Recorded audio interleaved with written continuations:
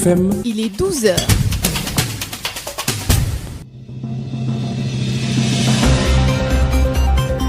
Chaque jour, vous êtes des millions à écouter la première radio d'information. La première radio d'information.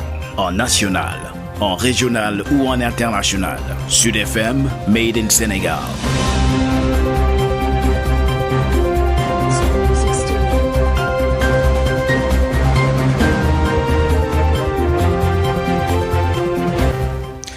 À l'écoute de Sud FM, 12h dans le studio et sur l'ensemble du réseau synchronisé de Sen Radio, à la une de l'actualité, forte hausse des cas de Covid-19 dans le pays. Le ministre de la Santé et de l'Action sociale préconise une riposte multisectorielle pour faire face à cette nouvelle vague ô combien inquiétante.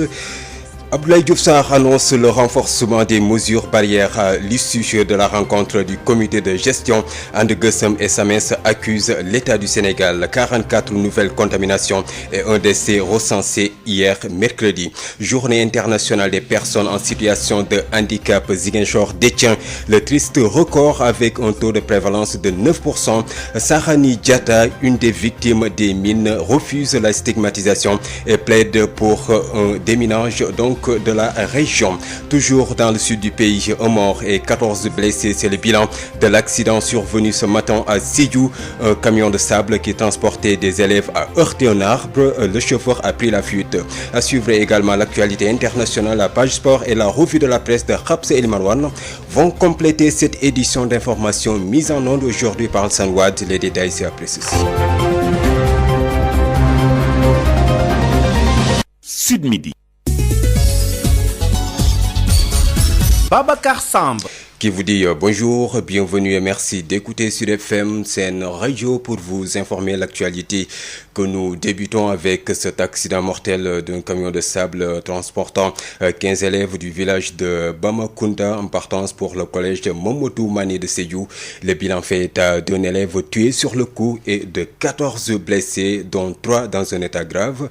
Le chauffeur qui a pris la fuite manipulait son téléphone portable au moment donc du sinistre selon les occupants du camion. Les détails avec vous, Moussa Dramé. Le bilan définitif fait état d'un élève en classe de 5e tué sur le coup et 14 blessés, dont 3 dans un état grave. Les 15 élèves, garçons et filles, avaient quitté leur village de Bamakunda pour le collège Mamadou Mané ex-CM3 de Sédhiou, situé à 4 km de là pour le cours de 8 heures ce jeudi. Ils ont hélé un camion immatriculé KD 7660A transportant du sable qui les a embarqués dans la caisse arrière et dans la cabine. Mais arrivé à hauteur du village de Kapoul, le conducteur a perdu le contrôle et a manœuvré dans la brousse sur près de 100 mètres avant de s'immobiliser contre un arbre. Mamoudou Sissé, un témoin des faits, retrace le film du sinistre. À 500 mètres du lieu d'accident, j'ai vu de la poussière et j'ai vu un camion qui est en train de verser sur la route. Le camion a continué son trajet jusque dans les plantations d'Anakar. J'ai trouvé les enfants couchés. Sur le coup, il y avait un mort. Sur place, une foule immense s'est agglutinée sur les lieux. Les proches, dévastés et choqués par les faits, sont inconsolables. Le lieutenant Moudoutine, commandant la 43e compagnie d'incendie et de secours de Sédhiou, était sur les lieux avec ses hommes pour la prise en charge des victimes. Le camion a dérapé et puis les élèves qui étaient à bord sont tombés. Ça a occasionné 15 victimes, dont 3 graves, 11 lésés et malheureusement un corps sans vie. Le chauffeur, on ne l'a pas trouvé sur place. Toutes ces victimes ont été transportées vers l'hôpital régional de Sédhiou. Les gendarmes de la brigade territoriale de Sédhiou ont procédé au constat d'usage sous le regard de l'inspecteur d'académie de Sédhiou, Papa Gourguindiaï, de son secrétaire général Lamine Silla et de l'inspecteur de l'éducation de la formation de Sédhiou Noassar, ainsi que les représentants de syndicats dont Abdoulaye Diallo. Pour l'heure, les causes du sinistre ne sont pas cernées avec précision, mais la fille dans la cabine a témoigné aux hommes en bleu que le conducteur qui a pris la fuite manipulait son téléphone portable au moment de l'accident. Moussa Dramé, Sédhiou, Sud FM. Dans l'actualité également, une riposte multisectorielle pour faire face à la hausse du nombre de cas de Covid-19. Le ministre de la Santé, au sortir donc d'une rencontre avec le comité de gestion des épidémies, annonce le renforcement des mesures qui tournent autour du respect du port du masque dans les lieux publics et dans les transports, le respect de la distanciation physique et aussi de l'interdiction des regroupements. Le ministre n'exclut pas de durcir ces mesures. Abdoulaye Diouf Sarr au micro de Khabs El Marwan. Il faut absolument le strict respect de l'arrêté du ministère de l'Intérieur sur les mesures barrières. Je crois qu'à ce niveau-là, des choses effectivement vont être faites pour que cet arrêté qui est en vigueur jusqu'au 5 janvier soit respecté dans cette période. Après, il y a effectivement, bien entendu, une mobilisation nationale à reprendre. Il faut noter, pas pour le regretter, mais en tout cas pour véritablement dire qu'il faut absolument se lever comme un seul homme pour que tout le pays soit effectivement debout pour que ces mesures barrières-là entrent dans la routine des Sénégalais. Il s'agit du port systématique du masque et partout. Il s'agit du respect de la distance physique, mais aussi il s'agit donc bien entendu de l'interdiction des regroupements. Et à ce niveau, un travail sera fait. Pour le reste maintenant, c'est du point de vue de la communication, d'utiliser tous les leviers communautaires pour communiquer avec les populations. Dans les jours qui viennent, nous allons donc stabiliser tout cela, mais surtout, nous allons nous préparer dans la mise en œuvre. Parce qu'une chose est de mettre en place un dispositif, mais une autre chose est de mettre en place l'ensemble des mécanismes pour que la mise en œuvre se passe de la manière la plus efficace au bonheur des populations. Au niveau, effectivement, des mesures que nous sommes bien entendu obligés de prendre, il faut absolument que dans les transports, qu'on respecte le port du masque. Ce qu'il faut noter, c'est que notre arme la plus importante, c'est le respect du port du masque. Parce que, souvenez-vous, quand on a dit qu'il faut vivre avec le virus qui circule, il faut vivre avec, mais il faut prendre la précaution de ne pas transmettre le virus à l'autre. Il faut aussi prendre la précaution de ne pas recevoir le virus de l'autre. Donc aujourd'hui, l'élément important dans la riposte, c'est le masque. Effectivement, il va falloir qu'on prenne toutes les dispositions avec les acteurs de la riposte, notamment le ministère de l'Intérieur, mais aussi le ministère en charge du transport, pour que le port du masque dans les transports publics soit systématiquement respecté. Ça me semble important. Le ministre de la Santé et de l'Action sociale, Abdoulaye Diouf Sarr, qui sera l'invité de ce 12h. Le Sénégal n'est pas à l'abri d'une deuxième vague, avertit en tout cas l'Alliance de Gueusseum, qui déplore le relâchement général des Sénégalais dans l'observance des gestes barrières contre la pandémie. Les responsabilités sont partagées selon Ande Gueusseum, qui invite par la même occasion la tutelle à fournir des éclairages aux Sénégalais sur le vaccin et à se prononcer sur le déficit criard de personnel.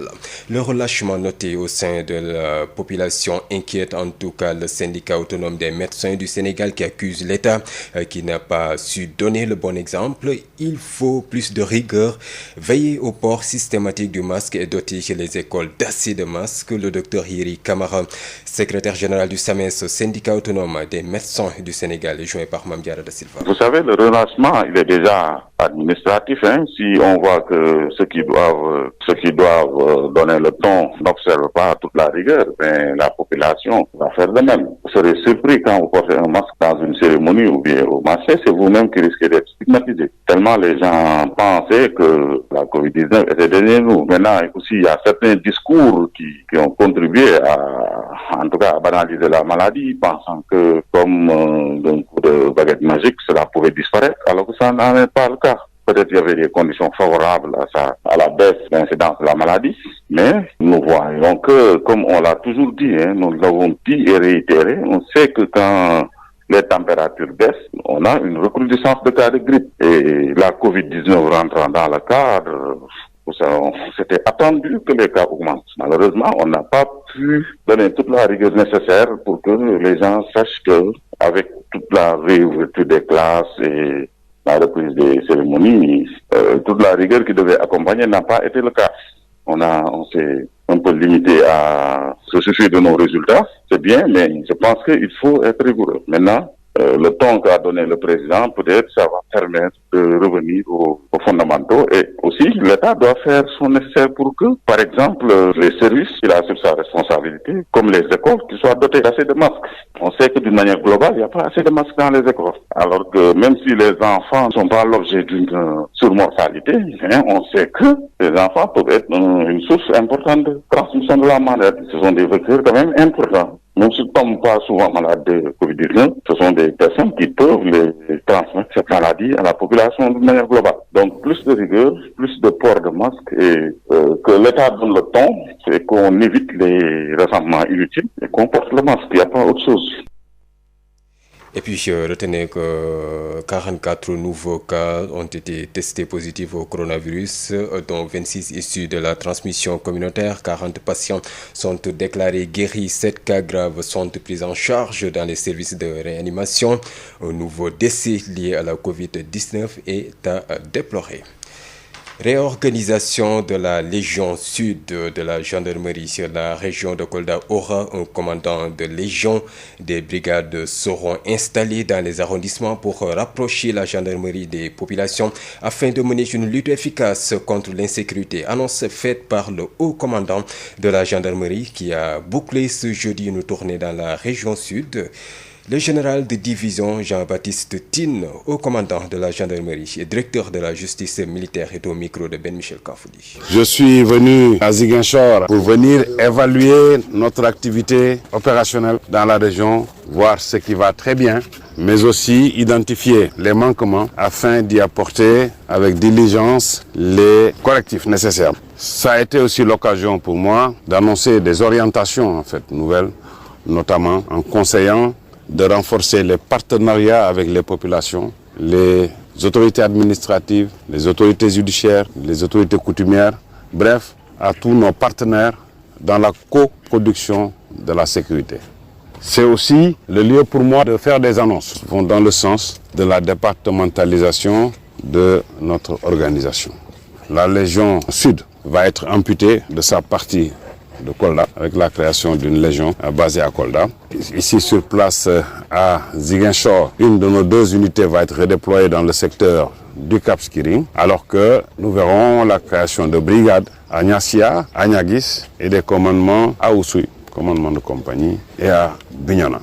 Quel est l'objectif visé à travers cette départementalisation et la création de sections à Niassia et autres? Ce sera la seule question à laquelle je vais répondre. Il s'agit simplement d'élever le niveau de représentation de la gendarmerie à un niveau le plus adapté possible au niveau du préfet. Donner au préfet du département un interlocuteur du rang de capitaine. Rapprocher les brigades de leur circonscription. Au lieu d'avoir une brigade départementale, nous allons avoir des brigades d'arrondissement. Vous allez avoir beaucoup plus de gendarmes au mètre carré jusqu'ici. Toujours dans le sud du pays, c'est pour parler de la journée internationale des personnes en situation de handicap. Ziguinchor détient le triste record de région où le taux de prévalence du handicap est très élevé, avec 9%. Parmi ces personnes handicapées figure un grand nombre de victimes de mines qui font avec leur triste sort. Sarani Diatta est parmi ces nombreuses victimes par mine qui refusent la stigmatisation. La vie de ce jeune a changé lorsqu'il avait 12 ans. La rencontre. Sa vie a basculé au mois de janvier 1998 lorsque tout jeune élève du CM2, Sarani Diatta, marche sur une mine dans la cour même de son école. Aujourd'hui, la trentaine. Les souvenirs défilent encore. La situation m'est arrivée quand je faisais le CM2 en 98 dans la cour de l'école Lindian 3 où j'étudiais, je faisais le CM2. Donc c'est malheureusement dans la cour de l'école où une mine a été posée et malheureusement j'ai marché là-dessus et j'ai perdu ma jambe. Après j'ai perdu la conscience et être évacué à l'hôpital et c'est de là-bas que je me suis rendu compte qu'en fait j'ai perdu ma jambe. Il fait partie, Sarani Diatta, de nombreuses victimes par mine qui figurent dans le lot des personnes vivant avec handicap. Dans une région de Ziguinchor qui détient le triste record de personnes vivant avec handicap, avec un taux de prévalence du handicap qui tourne autour de 9%. Ce handicap que traîne depuis Sarani Diatta est d'ailleurs loin de handicaper la détermination et l'engagement de l'homme qui s'est investi dans le combat anti-mine. Il dirige une association de victimes de mines ASVM. Sarani Diatta a refusé toute stigmatisation pour prendre son destin en main. Effectivement, c'était pas facile parce que une situation qui est arrivée à l'école, peut-être j'étais même sur le point d'abandonner les études. J'ai eu mon master et aujourd'hui j'ai un master en gestion de projet. Après l'université, ma licence en sociologie, donc j'ai un master en gestion de projet pour pouvoir être en phase par rapport à ce que nous faisons dans le cadre de notre structure. Vous travaillez aujourd'hui? Effectivement, je travaille aujourd'hui et je suis le coordinateur de ISAD et puis ISAD ASVM. Et depuis, Sarani Diatta s'est lancé dans la sensibilisation à travers l'organisation l'organisme qu'il dirige. Et depuis lors, nous nous sommes appesantis en tout cas dans la sensibilisation pour qu'il n'y ait pas d'autres accidents par mine. Parce qu'il faut le dire, il y a des gens qui par ignorance ou en tout cas par manque de connaissances ou de comportement, de mauvais comportements en tout cas, se sont vus en tout cas accidentés par ces engins. Journée internationale des personnes handicapées qui coïncide avec le 22e anniversaire de la signature de la Convention sur l'interdiction des mines. Et aujourd'hui, Sarani Diatta, qui a payé un lourd tribut au conflit ici en Casamance, comme de nombreuses personnes vivant avec handicap, lance ce cri de cœur, ce message on ne peut plus pathétique. Ce que l'on souhaite, c'est que l'on puisse arriver à une paix définitive. C'est vrai, aujourd'hui il y a l'accalmie, mais nous avons toujours la présence des mines qui est là. Ziguinchor, Ignace de Sud FM. Ignace de Sarani Diatta, aujourd'hui président de l'association sénégalaise des victimes par mine, donc plaide pour un déménage de la région pour débarrasser la partie sud de ces enjeux qui ont semé la désolation et qui ont grossi le lot des personnes en situation de handicap. À Diourbel, la Fédération régionale des personnes handicapées au niveau du Centre national donc des personnes, Khadim Dian, le président de la Fédération régionale, liste leurs difficultés liées à la non-accessibilité donc dans les écoles, ce respect des 15% entre concernant les bourses. Ces propos sont recueillis par Adam Diaye. Les problèmes sont spécifiques à tout le monde. Le problème d'emploi se pose avec acuité, dans la mesure où les 15% octroyés à nous n'est jamais respecté. Les financements pour nos projets ne sont pas faits depuis 2 ans. RBC, vraiment, il n'y en a rien. Nous avons aussi des problèmes de béquilles, de ces roulants. Heureusement que l'État est en train de faire quelque chose pour nous. Mais on souhaite que l'État vraiment redouble d'efforts pour les personnes handicapées. Vraiment, le financement pour les personnes handicapées, ça nous pose problème. Vraiment, nous souhaitons que vraiment que soit fait pour les personnes handicapées. Surtout l'école, ça nous pose problème parce que les classes ne sont pas accessibles à nous. Donc l'accessibilité des personnes handicapées vraiment se pose avec acuité.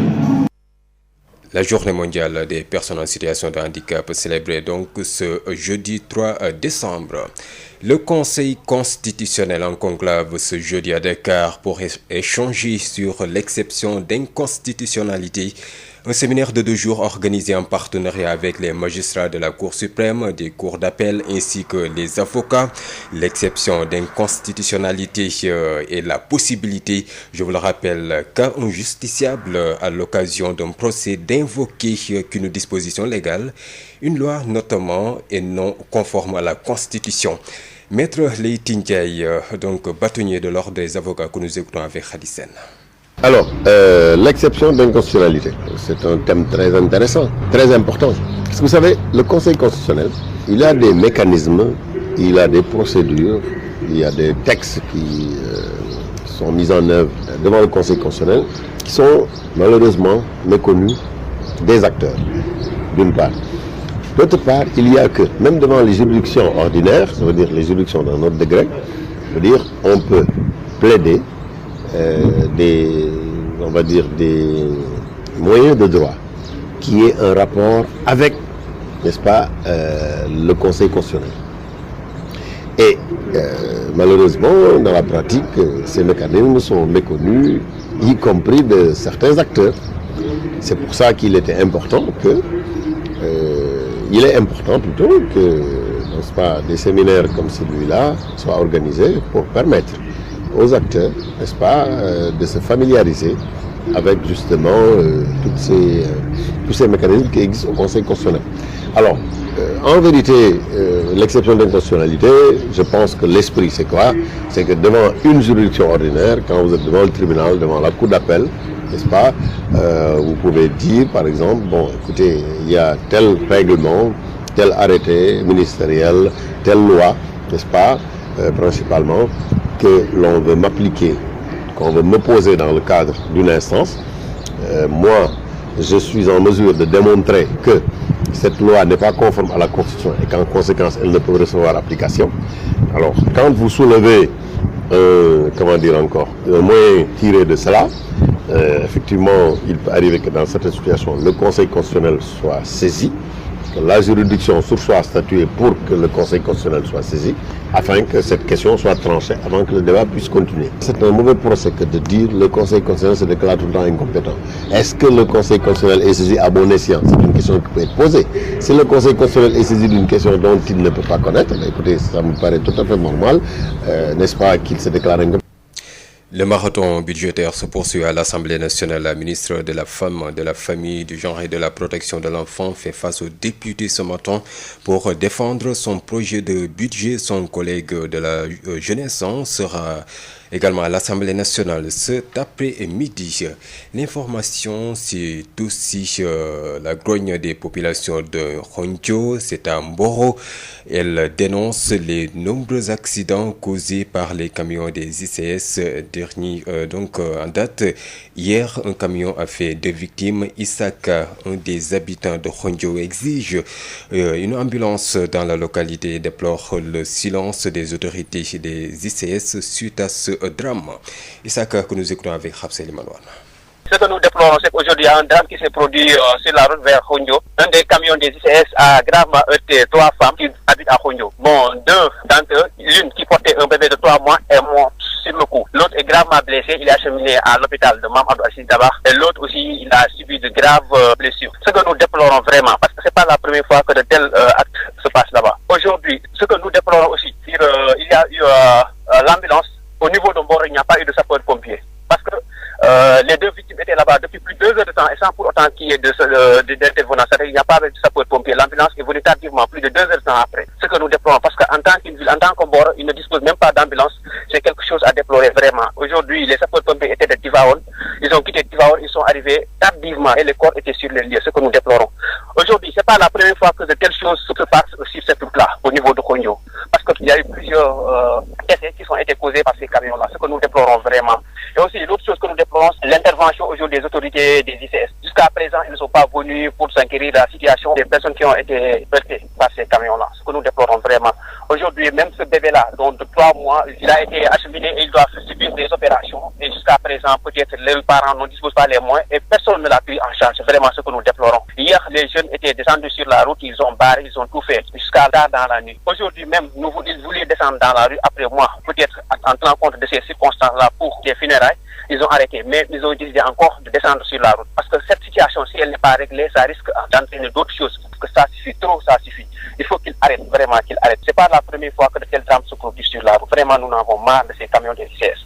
12h22 ici à Dakar. GMT Plus, si vous êtes en France, la Cour européenne des droits de l'homme de Strasbourg a jugé ce jeudi irrecevable la requête d'un particulier contestant la gestion de la crise sanitaire par la France au printemps 2020 au niveau de l'approvisionnement en masques de protection, de traitement et de tests de dépistage. L'Iran a passé ce jeudi également la barre du million de cas confirmés de contamination par la Covid-19, a annoncé la porte-parole du ministère de la Santé. La page sport, c'est avec vous, El Hadj Malick Ndiaye, bonjour. Bonjour, Babacar. Nous ouvrons par le décès de Pape Diop. La levée du corps a eu lieu aujourd'hui à Lens. La dépouille attendue à Dakar demain. Le président Macky Sall va rendre un hommage à l'ancien joueur de l'équipe nationale du Sénégal. Pape Diop sera élevé au rang de chevalier de l'ordre national du mérite qui sera suivi de son inhumation à Rufisque. Nous parlons de football avec les équipes sénégalaises engagées dans les compétitions africaines en Coupe CAF. Le Jaraaf de Dakar quitte finalement Dakar demain vendredi à 8h. Pour Abuja, les Verts Blancs qui devaient quitter hier ont raté le vol à cause des tests Covid. Vainqueur à l'aile 3-1, le Jaraaf de Dakar doit confirmer samedi face au Kano Pierre du Nigeria. En Ligue des Champions, Teungueth FC qui reçoit les forces armées gambiennes dimanche à 17h au Stade Lat Dior de Thiès à l'aller. Les deux équipes avaient fait match nul, un but partout. Et puis Afro-Basket U18 garçons et filles, les compétitions débutent ce jeudi au Caire. Le tournoi sera en poule unique. La décision a été prise hier soir à l'occasion, c'était après la réunion du comité technique d'organisation chez les filles. Voici le programme. Égypte qui joue contre la Guinée, le Sénégal est exempté, et les Sénégalaises qui jouent vendredi contre la Guinée. Nous terminons par le judo avec 9 lions et 15 lions qui sont présélectionnés, qui s'entraînent comme des forcenés au dojo national à Moradabo, temple du succès pour le judo Sénégal. L'équipe nationale du judo s'active pour les championnats d'Afrique prévus à Madagascar du 17 au 20 décembre prochain. Les judokas sénégalais sont en train d'affûter leurs armes afin d'aller réaliser une bonne moisson. En Antananarive, Mbagnick Ndiaye, champion d'Afrique en titre, aura à défendre son titre continental par rapport à la course à la qualification aux Jeux Olympiques de Tokyo 2021. La Fédération sénégalaise de judo et discipline associée voudrait surtout que ces combattants classés 32e mondial dans sa catégorie avec 1335 points remontent et intègrent le top 18 mondial selon nos confrères de Wii Sport. Babacar. Merci à vous, El Hadji Malick Ndiaye. Sud Midi, l'invité. Il s'agit du ministre de la Santé et de l'Action sociale, Abdoulaye Diouf Sarr, que nous écoutons. Il s'est passé effectivement ces dernières semaines une situation exceptionnelle parce que jusque-là, la pandémie était dans une phase qui véritablement était très favorable en termes donc de régression. Et c'était constaté par les chiffres. Aujourd'hui, à la suite d'ailleurs des instructions du chef de l'État, nous avons tenu à réunir le comité national de gestion des épidémies pour un tout petit peu analyser, mais aussi préparer des mesures par rapport à la situation nouvelle constatée. Que donne l'analyse? L'analyse donne effectivement une situation très précise. Même si dans une analyse mensuelle, on voit que le mois de novembre a donc noté moins de cas que le mois d'octobre. Si on regarde les évolutions sur une très courte période, dans le court terme, ces derniers jours, voire ces dernières semaines, il faut se rendre à l'évidence, être réaliste et constater que quelque chose est en train de se passer. Puisque quelque chose est en train de se passer, il faut absolument l'analyser et prendre les mesures idoines. C'est pourquoi nous avons donc réuni tous les experts du CNGE pour déjà donc débattre, discuter, à la suite bien sûr des discussions que l'équipe a eues les semaines passées, mais aujourd'hui c'était autour du ministre, ce qui me permet bien sûr d'affiner et de prévalider les mesures qu'on ne peut pas économiser. Il s'agit, je vous le dis, d'un groupe multisectoriel. Et c'est dans la multisectorialité que la riposte, effectivement, s'est organisée et s'est faite jusque-là. C'est pourquoi, d'ailleurs, je remercie le secrétaire général du ministère de l'Intérieur qui est là avec moi et qui, bien entendu, est bien représenté dans la mise en œuvre par le biais des gouverneurs qui président les comités au niveau régional. Qu'est-ce qu'il faut faire aujourd'hui? Il faut absolument le strict respect de l'arrêté du ministère de l'Intérieur sur les mesures barrières. Je crois qu'à ce niveau-là, des choses effectivement vont être faites pour que cet arrêté, qui est en vigueur jusqu'au 5 janvier, soit respecté dans cette période. Après, il y a effectivement, bien entendu, une mobilisation nationale à reprendre. Il faut noter, pas pour le regretter, mais en tout cas pour véritablement dire qu'il faut absolument se lever comme un seul homme pour que tout le pays soit effectivement debout pour que ces mesures barrières-là entrent dans la routine des Sénégalais. Il s'agit du port systématique du masque et partout.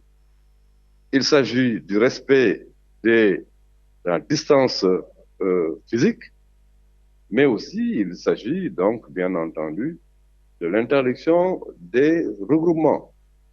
Et à ce niveau, un travail sera fait. Pour le reste maintenant, c'est du point de vue de la communication, d'utiliser tous les leviers communautaires pour communiquer avec les populations. Dans les jours qui viennent, nous allons donc stabiliser tout cela, mais surtout, nous allons nous préparer dans la mise en œuvre. Parce qu'une chose est de mettre en place un dispositif, mais une autre chose est de mettre en place l'ensemble des mécanismes pour que la mise en œuvre se passe de la manière la plus efficace au bonheur des populations. Au niveau, effectivement, des mesures que nous sommes bien entendu obligés de prendre, il faut absolument que dans les transports, qu'on respecte le port du masque. Ce qu'il faut noter, c'est que notre arme la plus importante, c'est le respect du port du masque. Parce que, souvenez-vous, quand on a dit qu'il faut vivre avec le virus qui circule, il faut vivre avec, mais il faut prendre la précaution de ne pas transmettre le virus à l'autre. Il faut aussi prendre la précaution de ne pas recevoir le virus de l'autre. Donc aujourd'hui, l'élément important dans la riposte, c'est le masque. Effectivement, il va falloir qu'on prenne toutes les dispositions avec les acteurs de la riposte, notamment le ministère de l'Intérieur, mais aussi le ministère en charge du transport, pour que le port du masque dans les transports publics soit systématiquement respecté. Ça me semble important. Nous ne le souhaitons pas pour l'instant. Nous estimons effectivement qu'il faut prendre toutes les dispositions et que les Sénégalais, de par le respect déjà des arrêtés du ministère de l'Intérieur, ont les moyens de ne pas effectivement en arriver là. Il faut absolument que nous tous, qu'on respecte ces mesures barrières, qu'on respecte ces précautions pour ne pas en arriver là. Mais s'il faut en arriver là pour sauver les Sénégalais, on va en arriver. Mais nous ne souhaitons pas. Oui, je disais tout à l'heure que la riposte, elle est multisectorielle. Et dans la multisectorialité, je travaillerai avec mon collègue de l'enseignement supérieur, mon collègue de l'éducation nationale, mais aussi mon collègue en charge du commerce, en charge du travail pour les entreprises. Et l'ensemble de ces sectoriels devront, chacun en ce qui le concerne, faire en sorte que les mesures barrières soient appliquées de la manière la plus rigoureuse dans son secteur. C'est pourquoi je parlais tout à l'heure de multisectorialité. La revue de la presse sur Sud FM. Sud Quotidien, Walf Quotidien, Le Soleil, Le Populaire, l'Obs. La revue de la presse sur Sud FM. Écoutez la différence.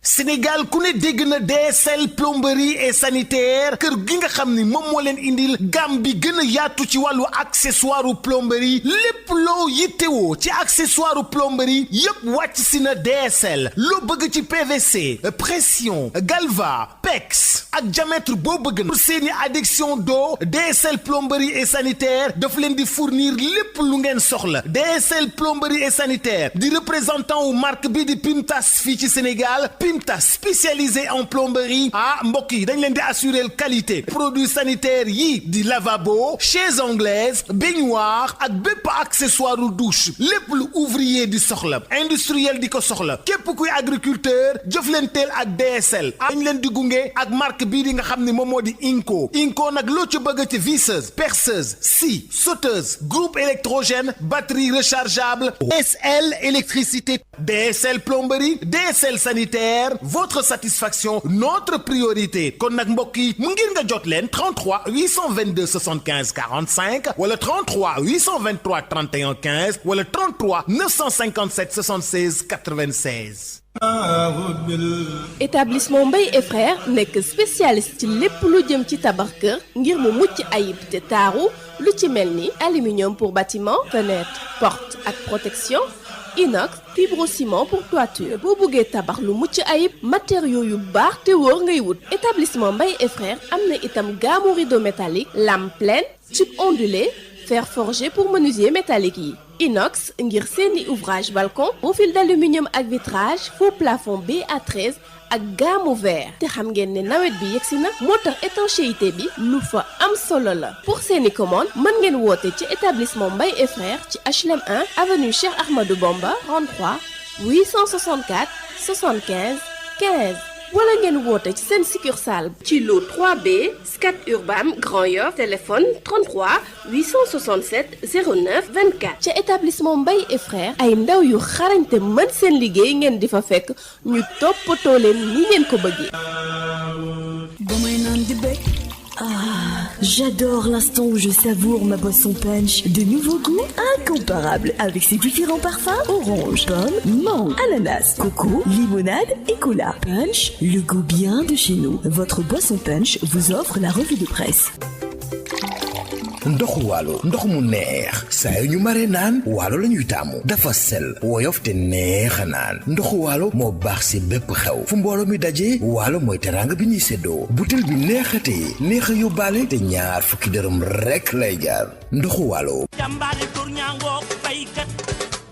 Sénégal premier équipement et machine ñu ko naan SPEM ñëpp ràññee ko mu nekk ci domaine nu petite mécanisation bi nga xam ni moom mooy yombal képp ko xam ni da nga di baykat ak képp kuy liggéey mu indil ñu nag ay moissonneuse batteuse ci wàllu ceeb bi dañu daan sëgg nekk ci biir sonn lool mu daal di ñuy indil loolu nga xam ni moom moo di moissonneuse batteuse de riz SPEM indil ñu machine bi bàcc gerte gi di séparer gerte gi ak ngooñ gi ñu koy wax batteuse d'arachide d'une capacité de 600 kg par heure amit tamit machine décortiqueuse d'arachide moom mooy machine bi nga xam ni mooy xolli gerte gi jël gerte gi teg ko fii mu doon kemb ba noppi daal di jël xollit yi daal di koy tegee nële te it xollit yi mën ngeen ko jëriñoowaat décortiqueuse d'arachide désherbeuse multifonctionnelle mini tracteur de 24 à 28 chevaux remorque agricole herse rotative ak ay moteur 1115 yoo xam ni am na nag quantité bu doy ba noppi ñu yombal leen njëkk yi SPEM day yëngu tamit ci production tricycle de marchandises ak tricycle de transport de passagers Sénégal premier équipement luy objectif am participer ci loolu nga xam ni moom moo di jëm kanamu agriculture fii ci Sénégal ak ci Afrique yëpp noppal ñi nga xam ni ñoom ñoo di baykat yi woo leen ñu ci 77 724 91 91 wala 77 586 58 59 am nañu showroom ca Kaolack woo ñu ci 77 395 53 83 suñu showroom ba nekk Ross Béthio ci 78 530 50 32 suñu showroom ba nekk Kolda ci 78 173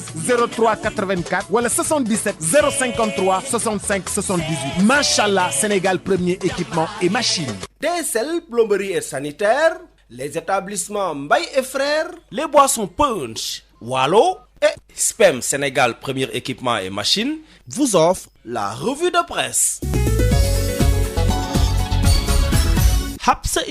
Bonjour. Budget de 966 millions alloués par la loi de finances 2021, la CREI payée à ne rien faire. C'est le titre qui barre la une de Sud Quotidien.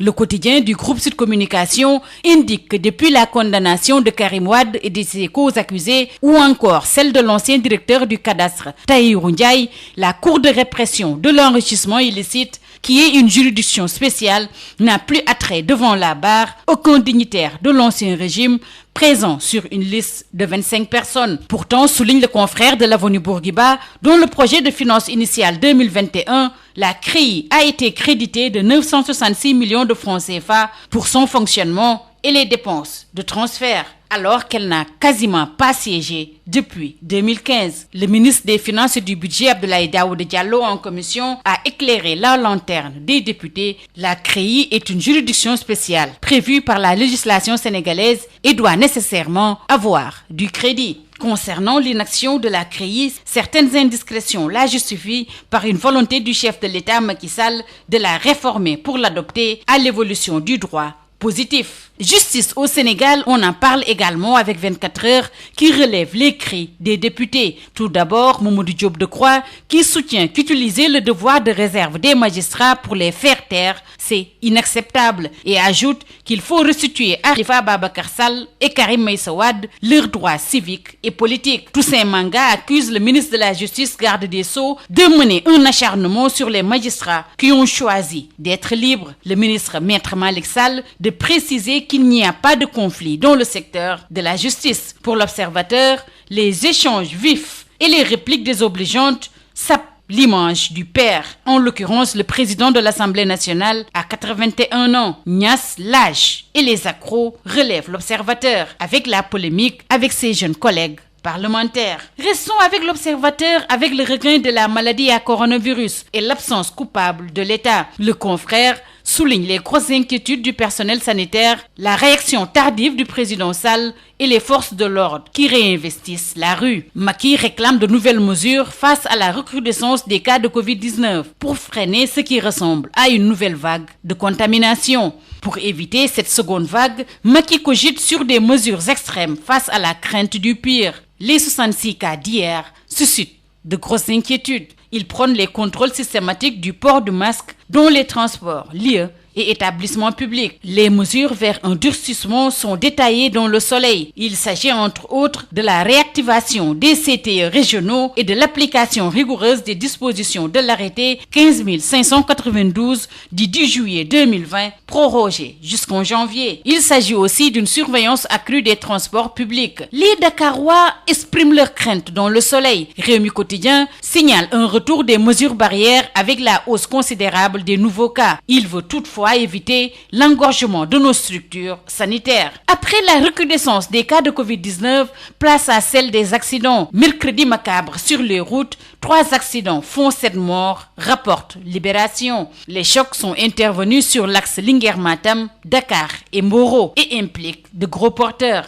Avec ces séries d'accidents mortels, des camions sèment la mort dans le pays, souligne Vox Populi. 5 personnes, dont 2 enseignantes, ont péri sur l'axe Linguère-Matam. Un autre camion fou écrase un conducteur de tricycle sur l'avenue Lamine Gueye à Dakar. Ça chauffe au palais, relève Vox Populi. Mame Mbaye Niang fusille Mahmoud Saleh. Il n'avait pas le diplôme requis pour occuper le poste de directeur de cabinet, dixit Mame Mbaye Niang dans Direct News. Macky Sall ne savait pas que Mahmoud Saleh n'avait pas de diplôme selon son chef de cabinet. Recours contre le décret le nommant d'IRCAP de Macky. Un collectif réclame la tête de Mahmoud Saleh. D'après Les Échos, il s'agit du collectif pour la restauration de l'éthique dont la politique qui a déposé un recours en annulation à la Cour suprême. En sport, SAT, le quotidien du sport, nous parle de Paris, gros coup au théâtre des rêves. Victorieux de Manchester City sur le score de 3-1, le Paris Saint-Germain est à un point des 8e de finale de la Ligue des Champions. De son côté,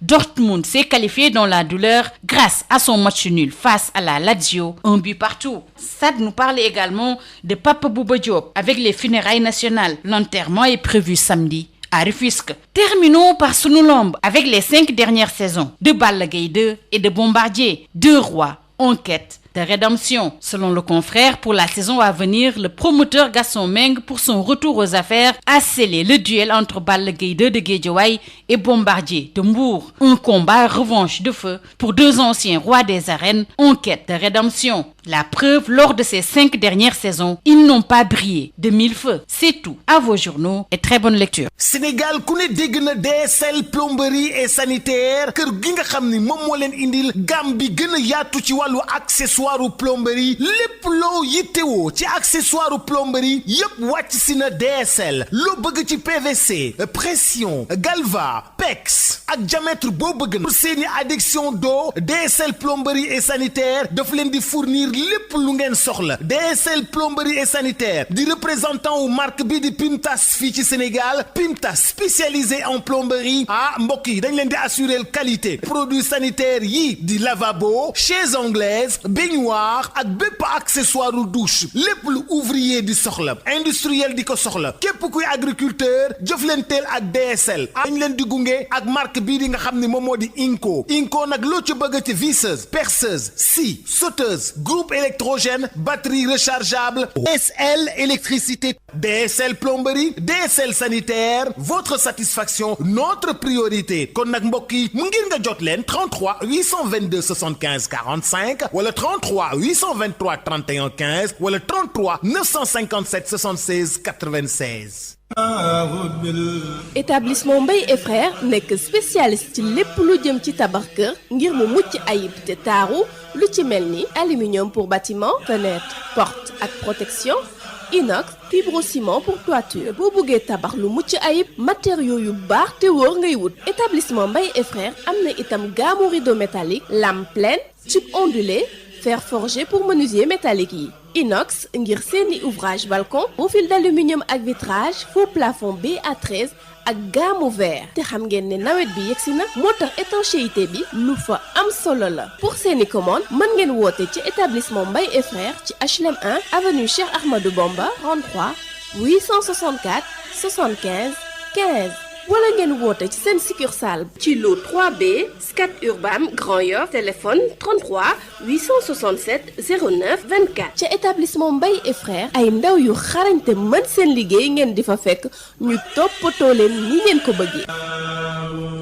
damay naan di bëgg Ah, j'adore l'instant où je savoure ma boisson punch. De nouveaux goûts incomparables avec ses différents parfums: orange, pomme, mangue, ananas, coco, limonade et cola. Punch, le goût bien de chez nous. Votre boisson punch vous a offert la revue de presse. ndox waalo ndox mu neex saa yu ñu mare naan waalo la ñuy taamu dafa sel woyof te neex a naan ndoxu waalo moo baax si bépp xew fu mbooloo mi daje waalo mooy teraanga bi ñuy séddoo butel bi neexatee neex a yóbbaale te ñaar fukki dërëm rekk lay jaar ndoxu waalo moo leen doon may li si yéene kaay. Sénégal premier équipement et machine ñu ko naan SPEM ñëpp ràññee ko mu nekk ci domaine petite mécanisation bi nga xam ni moom mooy yombal képp ko xam ni da nga di baykat ak képp kuy liggéey mu indil ñu nag ay moissonneuse batteuse ci wàllu ceeb bi dañu daan sëgg nekk ci biir sonn lool mu daal di ñuy indil loolu nga xam ni moom moo di moissonneuse batteuse de riz. SPEM indil ñu machine bi bàcc gerte gi di séparer gerte gi ak ngooñ gi ñu koy wax batteuse d'arachide d'une capacité de 600 kg par heure. Ami tamit machine décortiqueuse d'arachide moom mooy machine bi nga xam ni mooy xolli gerte gi jël gerte gi teg ko fii mu doon kemb ba noppi daal di jël xollit yi daal di koy tegee nële te it xollit yi mën ngeen ko jëriñoowaat. Décortiqueuse d'arachide, désherbeuse multifonctionnelle, mini tracteur de 24 à 28 chevaux, remorque agricole, herse rotative ak ay moteur 1115 yoo xam ni am na nag quantité bu doy ba noppi ñu yombal leen njëkk yi. SPEM day yëngu tamit ci production tricycle de marchandises ak tricycle de transport de passagers. Sénégal premier équipement luy objectif am participer ci loolu nga xam ni moom moo di jëm kanamu agriculture fii ci Sénégal ak ci Afrique yëpp noppal ñi nga xam ni ñoom ñoo di baykat yi woo leen ñu ci 77 724 91 91 wala 77 586 58 59 am nañu showroom ca Kaolack woo ñu ci 77 395 53 83 suñu showroom ba nekk Ross Béthio ci 78 530 50 32 suñu showroom ba nekk Kolda ci 78 173 03 84 wala 77 053 65 78 machallah Sénégal premier équipement et machine. DSL plomberie et sanitaire, les établissements Mbaye et Frères, les boissons Punch, Wallo et SPEM Sénégal premier équipement et machine vous ont offert la revue de presse. Babacar Samb. Voilà, c'est la fin de cette session d'information. À partir de 13h, vous aurez El Hadji Maodo Faye pour le journal Wolof. D'ici là, portez-vous bien.